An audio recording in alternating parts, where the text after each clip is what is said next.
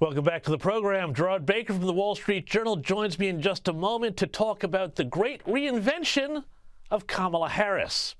But before we get to that, my God, there is still so much we have to talk about regarding vice presidential nominee Tim Walz, like his bizarre ties to and apparent affection for the Chinese communist regime in Beijing.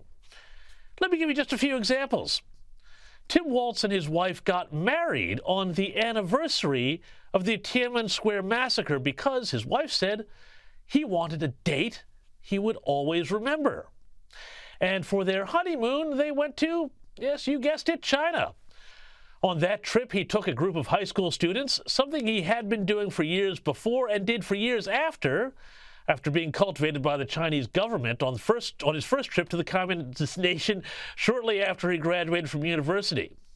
Then in 1990, on a return from a trip just after the Tiananmen Square massacre, Walz praised the Chinese government. In another newspaper article about him at the time, Walz praised China for having almost no crime and said he was treated exceptionally well by the regime.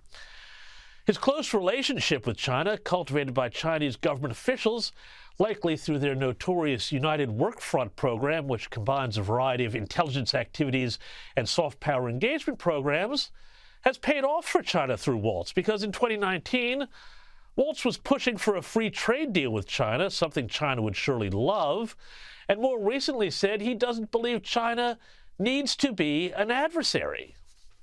Been focusing on, and I lived in China, and as I said, I've been there about 30 times, but if someone tells you they're an expert on China, they're probably not telling you the truth, because it's a complex country. But it's critically important for us. I don't fall into the category that China necessarily needs to be an adversarial relationship. I totally disagree.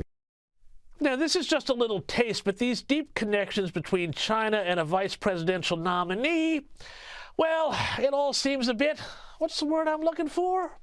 Weird.